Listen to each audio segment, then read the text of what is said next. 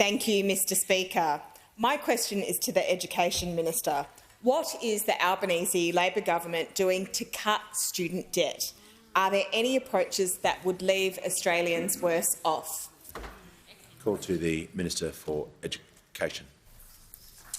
Thanks very much, Mr Speaker, and can I thank my friend, the absolutely sensational member for Swan, for her question.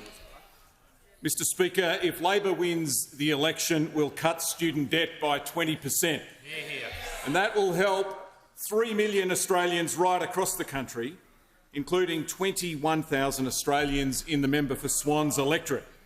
The average student debt there is $28,000. That means if we win the election, on average, they'll get more than $5,600 wiped off their debt. Incidentally, it also includes more than 20,000 Australians in the Leader of the Opposition's electorate. The average debt there is almost 26 grand. If we win, they'll be more than 5 grand better off, wiped off their debt. And it also includes more than 25,000 Australians in the electorate of Sturt.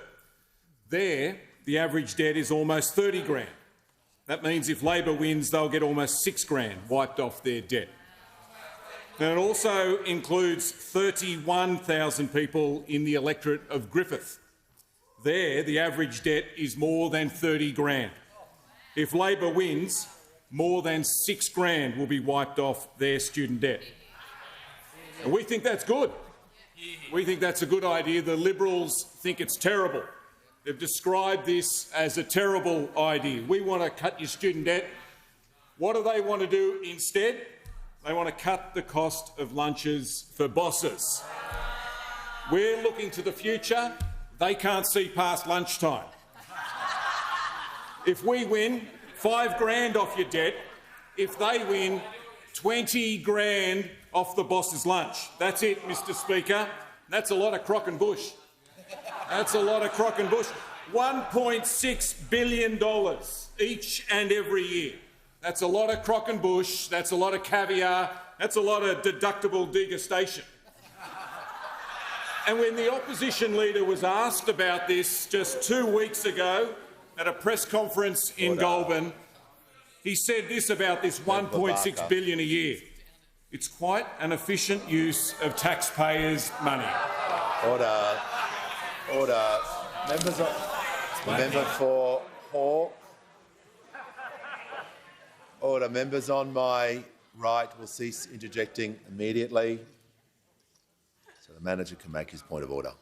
Thanks, Mr Speaker. Point of order is on relevance. It cannot be relevant to a question on education, the path that the minister is going down, particularly with pre-prepared answers before question time. So I'd ask you. Yeah, I'm just going to ask the minister to return back to the question. He wasn't asked about alternative approaches, but he was talking about any approaches that would leave Australians worse off. So just get him back to the question and not to stray too far to assist the House. Well, Mr Speaker, if we win the election, we'll cut student debt by 20%. That'll leave 3 million Australians better off.